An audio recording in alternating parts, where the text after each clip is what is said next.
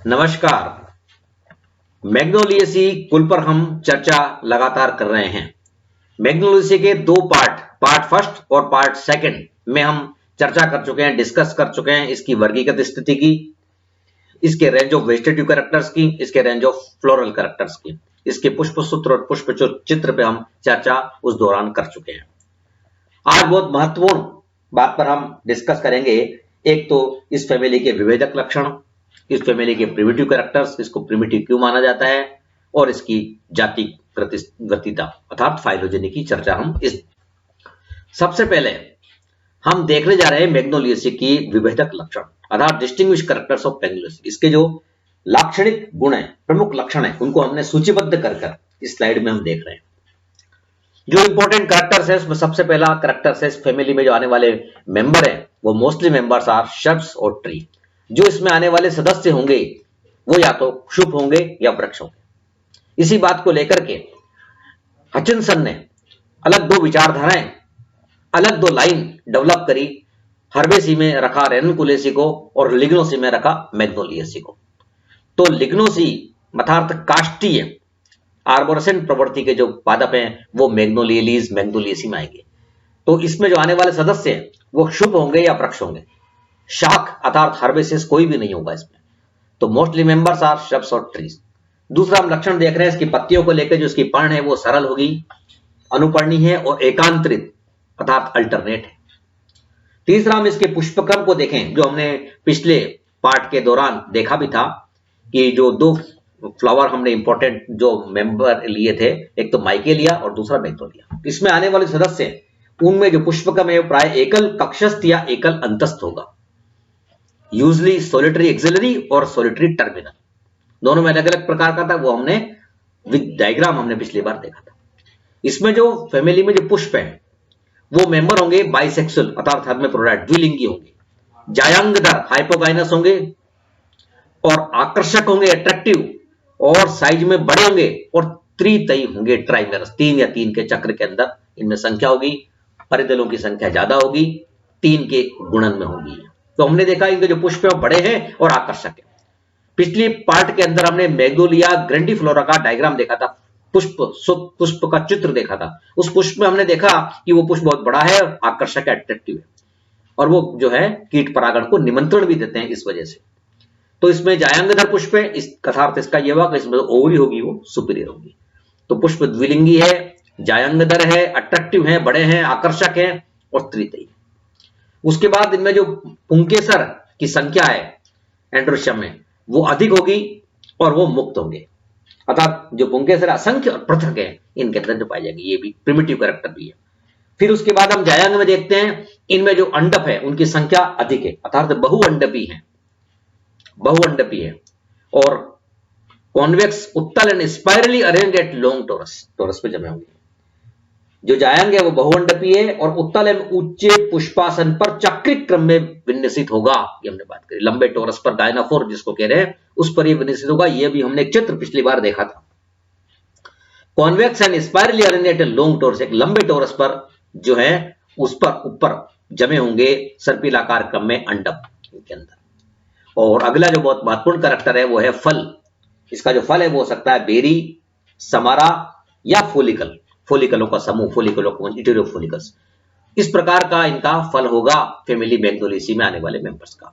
तो ये हमने यहां पर देखा सूचीबद्ध किए हुए डिस्टिंग्विश कैरेक्टर्स ऑफ मैग्नोलिएसी, जो इसके विभेदक लक्षण है, जो प्रमुख लक्षण है। और इसमें देखा हमने बहुत से लक्षण जो है रेनकुलेसी से संबंधित है, और सबसे बड़ा जो अंतर दोनों में आ रहा है वो उसमें उनका जो पादप स्वभाव है वो शाकी है और मैग्नोलिएसी का जो पादप स्वभाव है वो शुभ या वृक्ष प्रकार का है। इनके अलावा जो कैरेक्टर हैं, एक टोरस की बात करें, लंबे स्पाइरली अरेंज्ड टोरस वो मैग्नोलिएसी में है। इन दो बातों को छोड़ दें तो अधिकांश जो समानताएं नजर आ रही हमें रेनकुलेसी में मैग्नोलिएसी के, जो दोनों एक प्रिमिटिव है।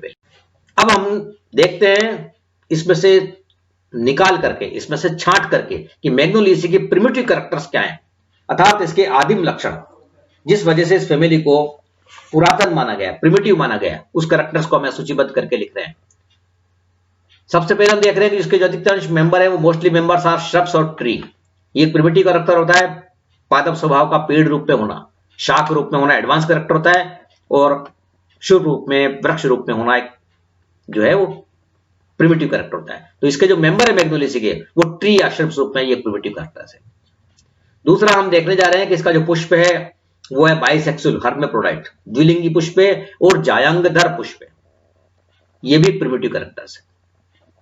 उसके बाद पुष्प की सम्मिति को बात करें, त्रिज्या सम्मित पुष्प का होना प्रिमिटिव कैरेक्टर है और इसमें जो बहुतायत से एक्टिनोमॉर्फिक कंडीशन पाई जाएगी, पुष्प सम्मित होगा, त्रिज्या सम्मित होगा। अब हम पुमंग और जायांग की संख्या को लेकर बात करते हैं। सबसे पहले पुमंग में पुंकेसर को देखते हैं, वो असंख्य हैं और वो मुक्त हैं, ये primitive characters. Stamens are many and free, ये प्रिमिटिव कैरेक्टर्स है। उसके बाद हम जायांग में अंडकों की संख्या को लेकर बात करते हैं, ये पोलीकार्पलरी अर्थात बहुअंडपी है और प्रथकांडपी वियुक्तांडपी अर्थात एपोकार्पस है, ये भी एक प्रिमिटिव कैरेक्टर्स है। जायांग मतलब अंडकों का बहुअंडपी होना और प्रथकांडपी होना, एपोकार्पस होना, ये प्रिमिटिव कैरेक्टर, ये कैरेक्टर धारण किए हुए मैग्नोलियसी के मेंबर। उसके बाद हम जायांग में देखते हैं कि ये कैनोशम जो है इसमें भी कार्पल्स की संख्या ज्यादा है। इसके अलावा ये उत्तल हैं और carpels spirally arranged at a long torus, एक लॉन्ग टोरस पर सर्पिलाकार, ये सर्पिल रूप में जमे हुए अंडकों की। उसके बाद हम फल देखते हैं जो प्राय जो फोलिकलों का पुंज, फोलिकल प्रकार का फल इसके अंदर पाया जा रहा है, जो एक प्रिमिटिव कैरेक्टर। तो ये हमने यहां पर सूचीबद्ध करके इन फैक्टर्स को लिखा है कि जिस वजह से ये प्रिमिटिव माने जाती है फैमिली मैग्नोलिया। उसके बाद हम बहुत महत्वपूर्ण बात करने जा रहे हैं इसकी जाति वर्तिता को लेकर, अर्थात फाइलोजेनी ऑफ रेनेलिस। और ये प्रश्न परीक्षा में पूछा जाता है, डिस्कस द फाइलोजेनी ऑफ रेनेलिस। रेनेलिस की जाति वर्तिता को डिस्कस कीजिए, विवेचना कीजिए इसकी। और जाति वर्तिता में हम क्या लिखेंगे, जाति वर्तिता में हम बताएंगे इसकी जो वर्गीकृत स्थिति है उसको अलग अलग ऑथर्स ने कहां कहां रखा, क्यों रखा, इसकी विकासीय प्रवृत्तियां अर्थात बात करेंगे हम इवोल्यूशनरी टेंडेंसी की, इसकी विकासीय प्रवृत्तियां कहां पर ये रखी जानी चाहिए, वो पर वहां पर ये बात आएगी इवोल्यूशनरी टेंडेंसी में। और एक फाइलोजेनेटिक रिलेशनशिप अर्थात जिसको कहेंगे जातिवर्ती संबंध। जातिवर्ती संबंध किस फैमिली से संबंधित है, कौन सी फैमिली इसके नजदीक है, जिससे इसके कैरेक्टरिस्टिक मिलती है, वो यहां पर हम लिखेंगे। तो बहुत महत्वपूर्ण अब हम चर्चा करने जा रहे हैं रेनेलिस की जाति वर्तिता को लेकर। जाति वर्तिता में हम डिस्कस करेंगे इसकी सिस्टमेटिक पोजीशन की बात, इसकी इवोल्यूशनरी टेंडेंसी की बात और इसकी फाइलोजेनेटिक रिलेशनशिप की बात। न सिर्फ ये फैमिली एंजियोस्पर्म की कुछ अन्य फैमिली से संबंधित है, बल्कि ये जिम्नोस्पर्म से संबंधित भी समझी गई है कुछ ऑथर्स के द्वारा, वो भी हम यहां पर डिस्कस करने जा रहे हैं। तो हम यहां पर देखते हैं कि जो मैग्नोलियसी फैमिली है वो अधिकांश ऑथर्स ने इसको प्रिमिटिव माना, और जो सबसे लोकप्रिय वर्गीकरण है बेंथमुकर, उसने भी इसको रेनेलिस को प्रिमिटिव माना और सबसे पहले द्विबीजपत्रियों में सबसे पहले स्थान दिया, इसको शुरुआत में स्थान दिया। हचिनसन ने, बेसे ने, तख्ताजन ने, सब ने इसको प्रिमिटिव माना, लेकिन एंगलर और प्रिंटल ने इसको प्रिमिटिव नहीं माना। उसने इनको आर्के क्लेमाइडी में, रेनेलिस में मैग्नोलियनी फिर मैग्नोलियसी को रखा और इसको द्विबीजपत्रियों के मध्य में रखा, शुरुआत में नहीं रखा। और यह सबसे बड़ी कमी शामिल हुई, कमी साबित हुई एंगलर प्रिंटल की। एंगलर प्रिंटल ने मैग्नोलियसी फैमिली को जो बीच में रखा, रेनेलिस गण को पूरे बीच में रखा, वो यहां पर, और उसमें मैग्नोलियसी अब शामिल है, वो इसकी कमी शामिल है। Magnoliaceae is considered as primitive family. Many authors put the Magnoliaceae under the Renelis, but Hutchinson placed the family within the Magnoliales and considered it as the most primitive among the dichotomies. Magnoliaceae is akin to Annonaceae. एक Annonaceae जो Annona squamosa की जो family है सीताफल की, उससे संबंधित है। Engler, Rendle and other botanists put the Magnoliaceae under the Renelis. इन अधिकांश जो ऑथर जिनके हमने नाम लिए हैं, इन्होंने रेनेल्स में रखा है मैग्नोलियसी, परंतु हचिनसन ने इसके लिए एक अलग गण बनाया, जिसे हमने पहले भी बात करी है। मैग्नोलियसी के लिए मैग्नोलियलेस गण बनाया और इसको एक अलग विचारधारा, अलग लाइन लिग्नोसी में रखा। But Hutchinson place the family within the Magnoliales and considered it as the most primitive among the dicotyledons.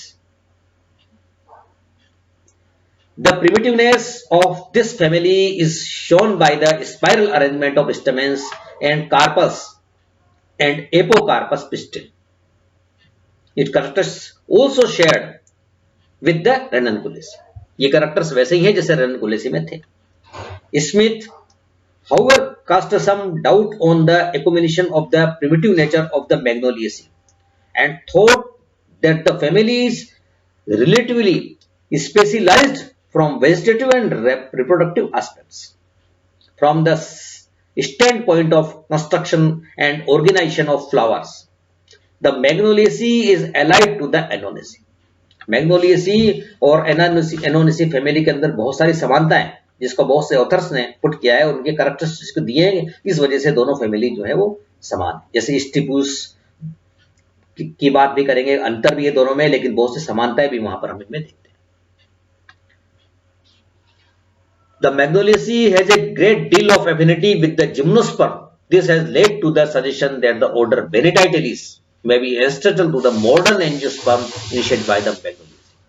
Benedictines से जो समानता है उसकी बात भी हम अभी करेंगे. The Magnoliaceae has a great deal of affinity with the Gymnosperm. और कौन सा जिम्नोस्पर्म का group? The most striking thing about the receptacles of Magnolia flower. Magnolia के फूल को लेकर हम बात करते हैं. The receptacles of Magnolia flower bears numerous spirally arranged free sporophylls.